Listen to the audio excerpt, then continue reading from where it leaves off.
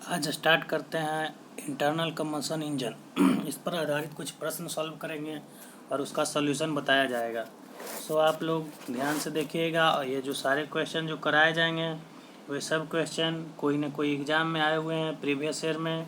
ये जो आपका फर्स्ट नंबर क्वेश्चन है वो RRB JEE में आया हुआ है 2019 में। चलिए देखते हैं।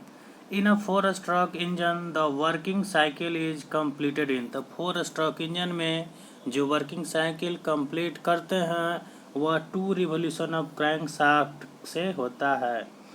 2 रिवोल्यूशन ऑफ क्रैंकशाफ्ट से होता है। यदि बोले 2 स्ट्रोक इंजन में वर्किंग साइकिल कंप्लीट होता है तो 1 रिवोल्यूशन पर कंप्लीट होता है। 2 स्ट्रोक इंजन में 1 रिवोल्यूशन ऑफ क्रैंकशाफ्ट से कंप्लीट करते हैं। क्वेश्चन नंबर अब सेकंड देखते हैं। कह रहा है कि इन अ 4 स्ट्रोक साइकिल में the minimum temperature inside the engine cylinder occur.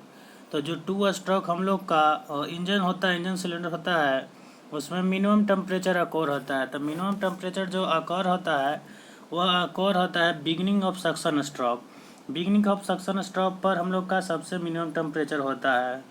Minimum temperature होता है सक्शन स्ट्रोक के दौरान। ये देखिए आप लोग का PV डायग्राम बताते हैं। ये हो गया P, ये हो गया V, और यहाँ पर auto cycle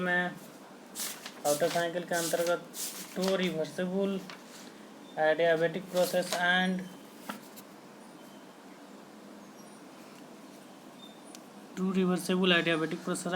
2 constant volume pressure होता है।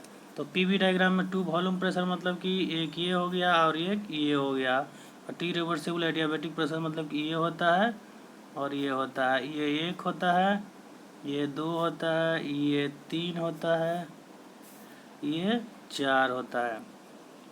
इस तरह से यहाँ पर है। तो यहाँ सबसे कम होता है pressure, minimum temperature inside the engine cylinder occur कहाँ होता है, यहाँ पर सबसे कम होता है। मिनिमम टेम्परेचर यहाँ पर कम होता है। अब देखते हैं क्वेश्चन नंबर थर्ड। कह रहा है कि which is the first stage of the combustion in ऐसा इंजन। मतलब जो इंटरनल कम्बसन हम लोग का इंजन होता है उसमें स्पार्क इग्निशन यदि इंजन हो तो फर्स्ट स्टेज पर क्या अकर होता है। तो सबसे पहले जो फर्स्ट स्टेज पर अकर होता है वह इग्निशन लैग होता है। आपको हम इसके सीरीज बताते हैं। इसमें 4 अकर होता है। सबसे पहले इग्निशन लैग, उसके बाद फ्लेम प्रोपगेशन, फिर रैपिड कंबसन, उसके बाद सबसे लास्ट स्टेज क्या होता है, आफ्टर बर्निंग होता है। यह आपको हम दिखाते हैं। ये यहाँ पर देखते हैं किस तरह से होता है। सबसे पहले हम लोग का लैग, इग्निशन लैग होता है। सबसे पहला प्रोसेस क्या होता है,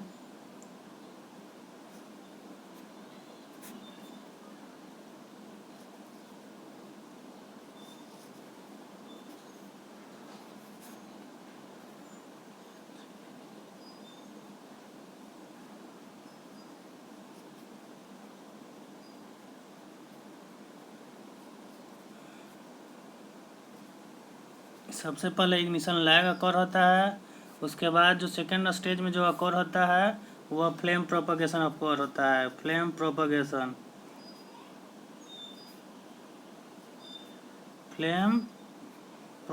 अकर होता है।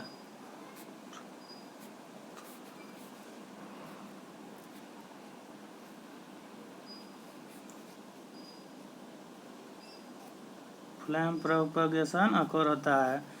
फिर जो थर्ड स्टेज में जो अकर होता है वह रैपिड कंबसन अकर होता है। क्या अकर होता है, रैपिड कंबसन अकर होता है।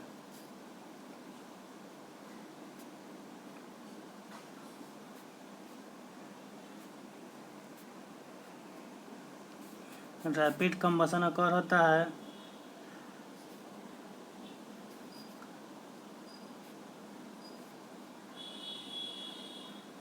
रैपिड कंबसन अकर होता है। जो लास्ट स्टेज में अकर होता है वह आफ्टर बर्निंग अकर होता है, जो सबसे लास्ट स्टेज है।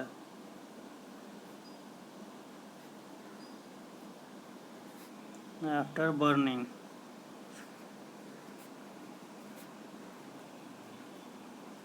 इस तरह से 4 स्टेज अकर होते हैं इंटरनल कम्बशन इंजन में। पहला इग्निशन लैग होता है, सेकंड फ्लेम प्रोपगेशन होता है, और थर्ड रैपिड कम्बशन होता है, और फोर्थ जो होता है से आपका आफ्टर बर्निंग होता है। इस तरह से 4 गो अकर होते हैं। अब देखते हैं क्वेश्चन नंबर को। क्वेश्चन नंबर 4 था ये। क्वेश्चन में क्वेश्चन क्या पूछा गया है, द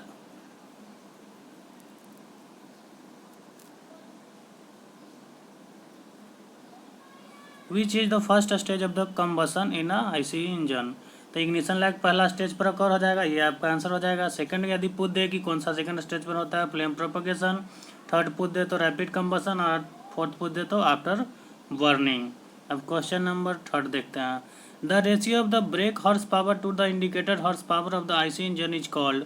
तो हम लोग जानते हैं कि mechanical efficiency is equal to it is the ratio of the brake horse power and the indicated horse power होता है। इस तरह से हम मैकेनिकल इफिशियंसी को लिखते हैं। मैकेनिकल इफिशियंसी बराबर क्या होता है, ब्रेक हॉर्स पावर बटे इंडिकेटेड हॉर्स पावर होता है। इस तरह से यह क्वेश्चन सॉल्व हो गया है। अब क्वेश्चन नंबर नेक्स्ट देखते हैं। क्वेश्चन नंबर 5 कह रहा है, कि the work done in a compressing air from the state 1 से 2। जो वर्क डन हो रहा है से 1 से 2 हो रहा है। उसके बाद end of the compression stroke piston cylinder type compressor without clearance volume with the standard terminology. मतलब कि ये जो दिया गया है ऑपरेशन या प्रोसेस, यह हम लोग देखेंगे कैसे आंसर पर आएंगे और कंसीडर करेंगे कि एन जो होता है से पॉलीट्रोपिक प्रोसेस के अंतर्गत आता है।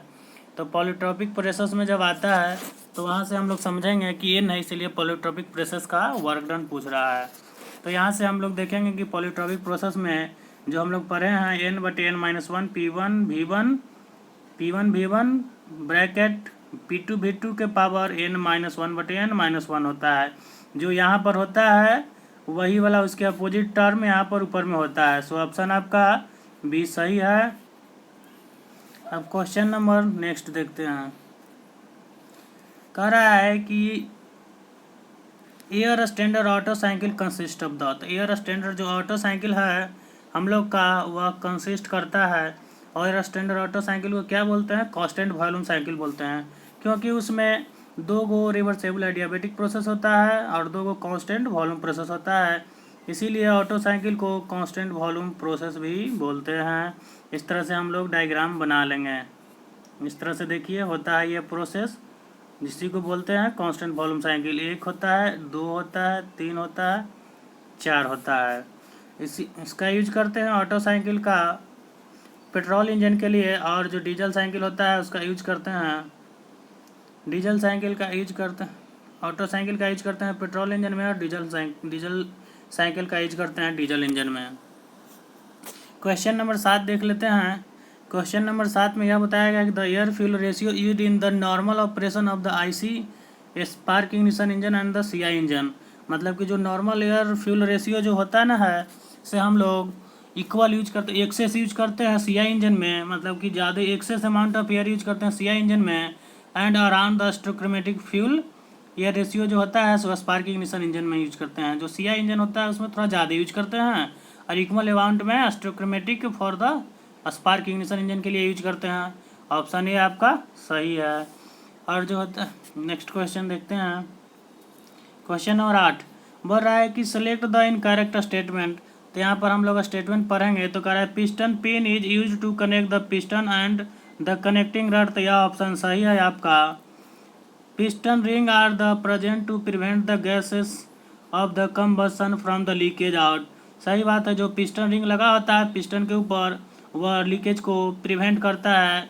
इस तरह से आपका एक पिस्टन यदि होगा तो यहाँ पर रिंग बना हुआ रहता है 3 ठो, जो कि ये प्रिवेंट करने का आपका काम करेगा ये वाला गैसियस को। फिर करा suitable thickness of the top of the piston is needed to provide the sufficient bearing area for the side load.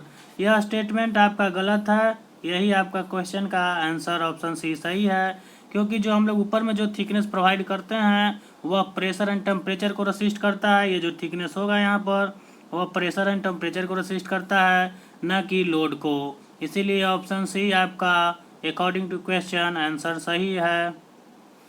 फिर देखते हैं क्वेश्चन नंबर 9 को।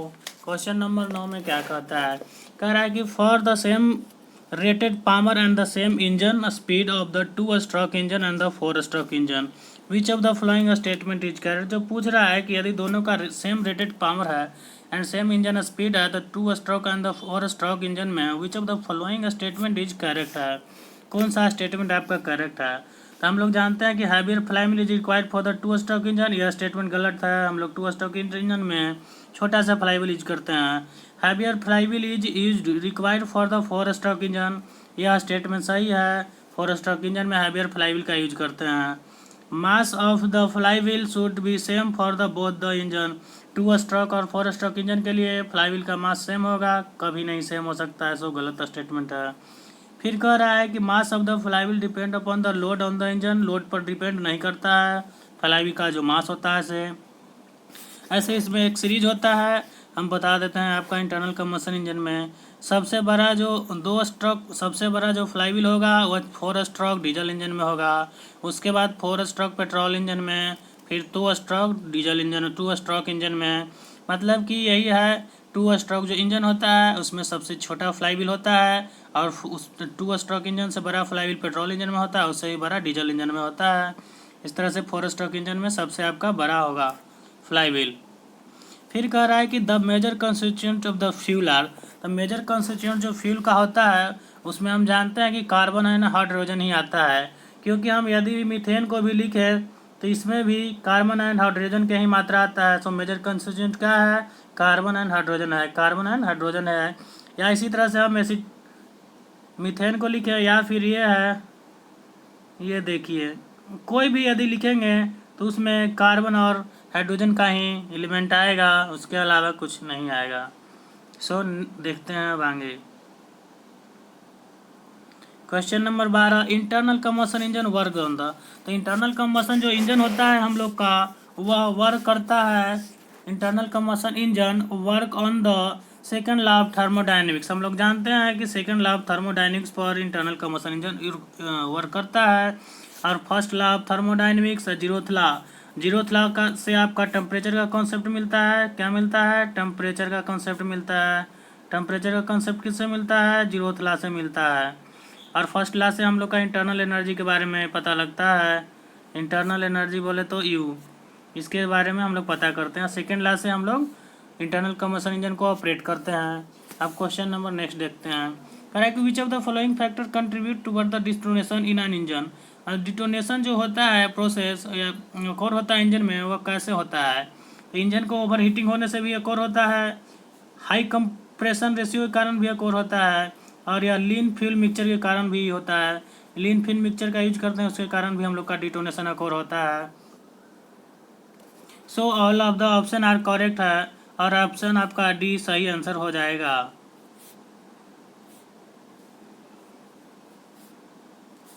ये ऑप्शन आपका डी सही है, क्योंकि ये सारे रीजन है जिससे डिटोनेशन अकोर होता है इंजन में। फिर कह रहा है कि which cycle has the heat addition process carried at the both the constant pressure and constant volume cycle.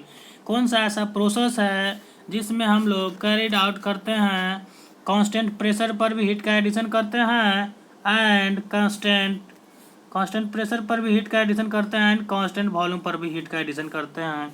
तो वह जो साइकिल है से डुअल साइकिल है। इसके बारे में हम लोग देखते हैं, डुअल साइकिल के बारे में। डुअल साइकिल में किस तरह से बनाते हैं साइकिल आपको बताते हैं पीवी डायग्राम के मदद से। ये हो गया आपका पी, ये होता है भी। डुअल साइकिल जो होता है उसमें इस तरह से कांस्टेंट वॉल्यूम प्रोसेस होता है, इस तरह से कांस्टेंट, ये कांस्टेंट वॉल्यूम प्रेशर हो गया, ये कांस्टेंट प्रेशर प्रोसेस हो गया। उसके बाद हम लोग 2 रिवर्सेबल एडियाबैटिक प्रोसेस बनाते हैं, ये हो गया आपका, फिर ये हो गया आपका, और फिर यहाँ पर हो गया। तो जो हीट का एडिशन किए हैं यहाँ पर कांस्टेंट वॉल्यूम पर भी किए हैं, हीट इन किया, और कांस्टेंट प्रेशर पर भी हीट इन किया यहाँ पर, और यहाँ से कांस्टेंट वॉल्यूम पर भी हीट इन किया, और यहाँ से हीट का रिजेक्शन होता है, यहाँ से हीट का रिजेक्शन हो गया। इस तरह से आपका जो साइकिल होता है उसमें 2 reversible adiabatic process and 2 constant volume pressures and 1 constant pressure process acore होता है इन डुअल साइकिल में। तो जो आपका क्वेश्चन था वो बोल रहा था विच ऑफ द फॉलोइंग,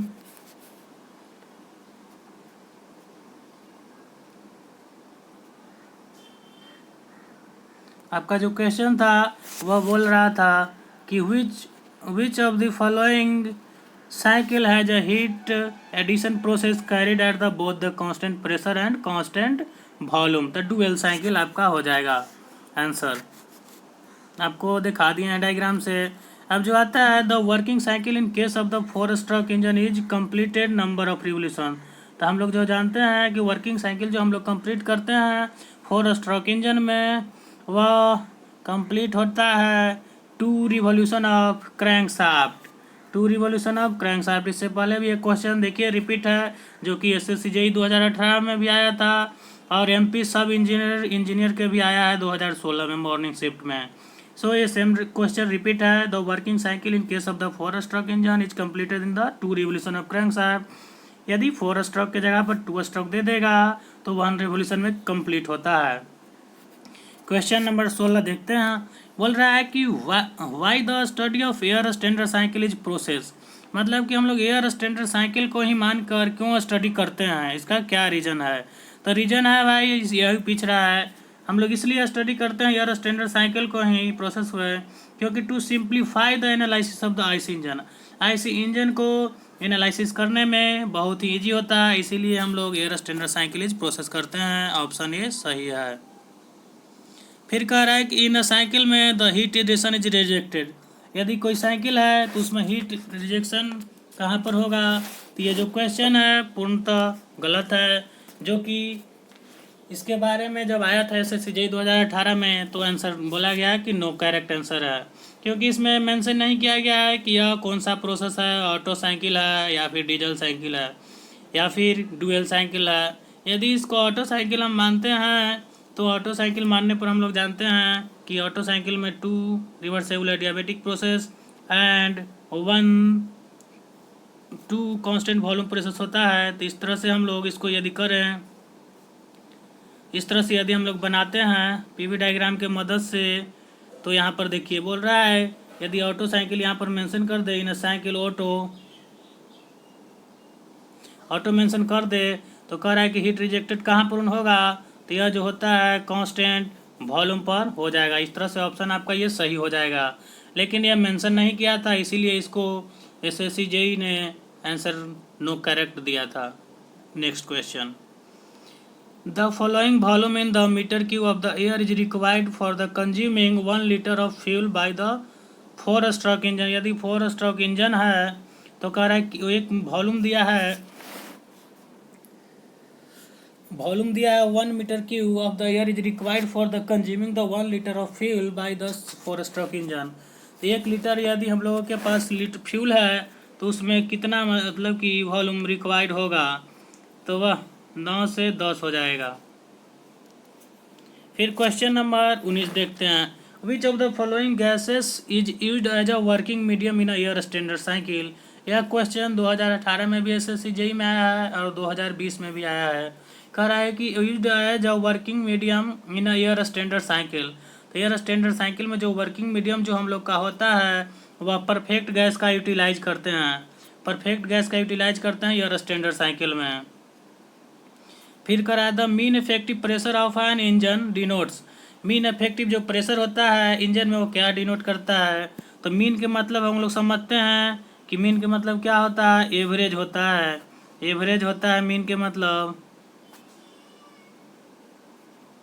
एवरेज होता है, इसीलिए यहाँ पर हम लोग एवरेज प्रेशर सही आंसर है। Mean effective pressure of engine denote करता है एवरेज प्रेशर को।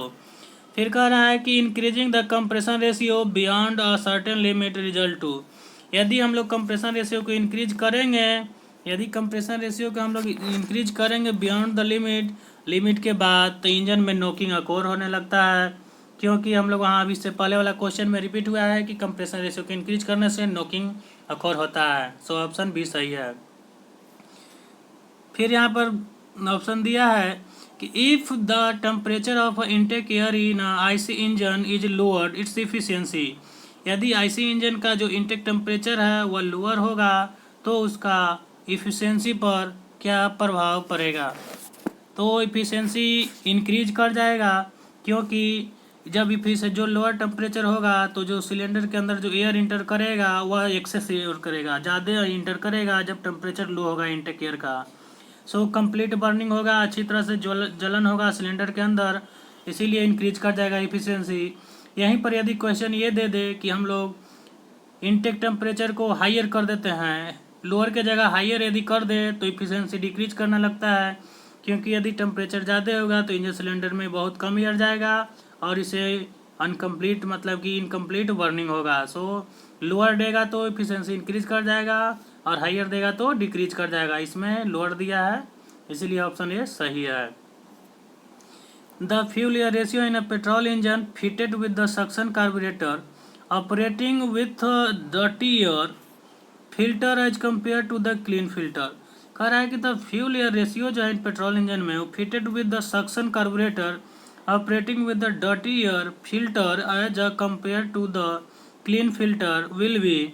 तो हम लोग यह जो है तो इसको अनप्रिडिक्टेबल आंसर है।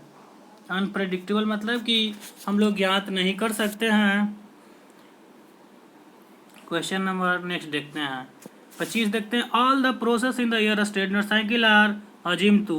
तो जब हम लोग अजम्पशन पढ़ते हैं ऑटो साइकिल का तो उसमें हम लोग को बताया जाता है, आप लोग पढ़े होंगे कि एयर स्टैंडर्ड साइकिल जो होता है से रिवर्सेबल साइकिल है। सो आंसर डी करेक्ट है। क्वेश्चन नंबर नेक्स्ट देखते हैं 26। What is the ratio of the W मतलब कि वर्क दिया है, work transfer from the cycle, and Q दिया है जो heat transfer of the cycle known as. तो हम लोग जानते हैं कि एयर स्टैंडर्ड जो इफिशियंसी होता है, एयर स्टैंडर्ड जो इफिशियंसी होता है, हम लोग क्या जानते हैं एयर स्टैंडर्ड इफिशियंसी के बारे में। एयर स्टैंडर्ड इफिशियंसी के बारे में जानते हैं कि work done but A heat supplied होता है। सो आंसर ये सही है।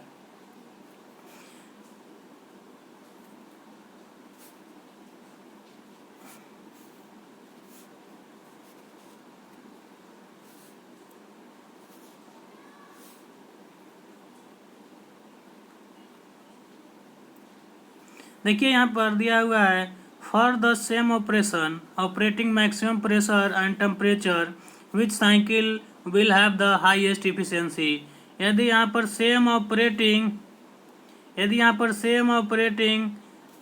Maximum pressure and temperature which cycle have the highest efficient, यदि इस तरह का प्रश्न आपके आए तो वहाँ पर जो सबसे हाईएस्ट जो होता है efficient maximum pressure and temperature के केस में वह diesel cycle most efficient cycle माना जाता है।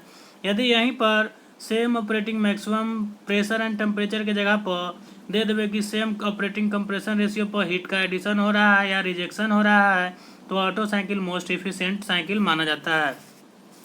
आपको बताते हैं इसमें दो होता है मेनली रूप से, यह बहुत ही इम्पोर्टेंट है जो कि बहुत सारे एग्जाम में आ चुका है।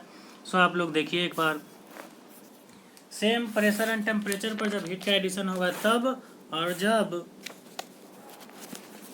Compression ratio same compression ratio पर हीट का एडिशन होगा तब। ये दो केसेस है जो कि बहुत ही इम्पोर्टेंट है और आप लोगों को यह याद करना अति ही आवश्यक है, क्योंकि बहुत सारे एग्जाम में यह क्वेश्चन सेम आते हैं, रिपीट होते हैं, बार बार रिपीट होते हैं। इसीलिए यह क्वेश्चन को आप लोग हम बता देते हैं पूरे एक्सप्लेनेशन के साथ कि किस तरह से होता है। चलिए स्टार्ट करते हैं। सेम कंप्रेशन रेशियो के केस में पहले देख लेते हैं case number 1, same compression ratio. Same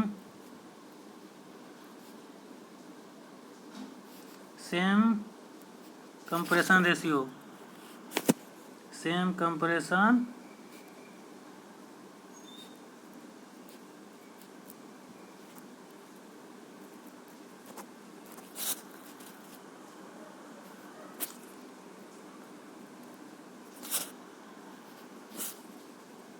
same compression ratio यदि दिया रहेगा तो हम लोग किस तरह से इसको सेम कंप्रेशन यदि रेशियो रहेगा तो देखिए कैसे लिखते हैं, और जब सेम कंप्रेशन रेशियो के बाद मैक्सिमम प्रेशर एंड टेम्परेचर के लिए बताएंगे। यदि क्वेश्चन में सेम कंप्रेशन रेशियो पर हीट का एडिशन हो रहा है, सेम कंप्रेशन रेशियो पर यदि हीट का एडिशन हो रहा है, हीट का एडिशन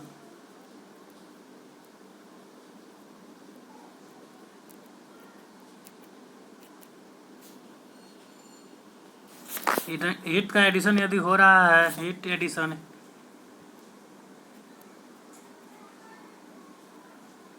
का एडिशन यदि हो रहा है, तो उसमें जो सबसे इफिशिएंट होता है वह आपका ऑटो साइकिल होता है।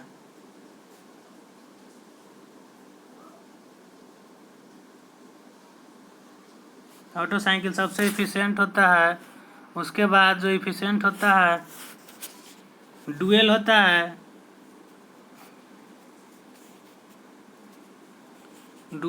है।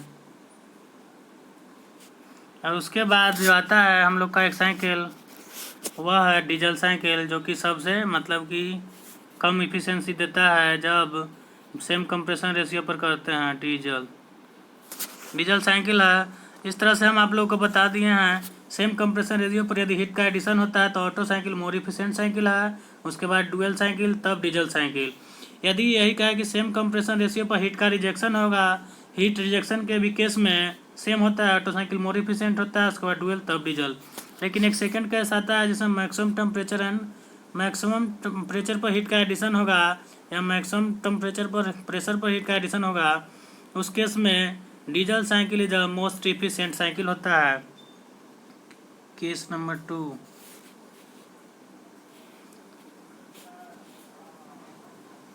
केस नंबर 2 में क्या देखेंगे कि जब मैक्सिमम प्रेशर देगा, सेम मैक्सिमम प्रेशर,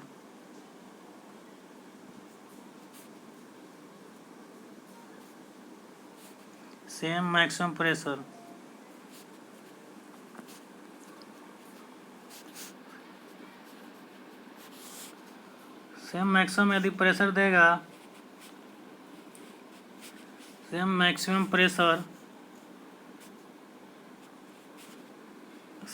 प्रेशर पर यदि हीट इनपुट करेंगे,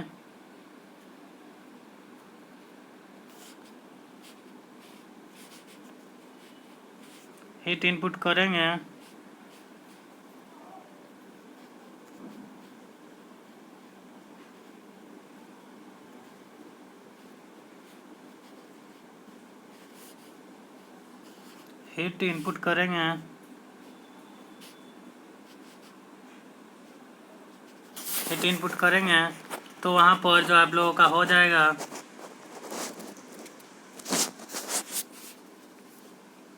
तो diesel cycle most efficient cycle हो जाएगा। सबसे इफिशिएंट जो हो जाएगा से डीजल रहेगा।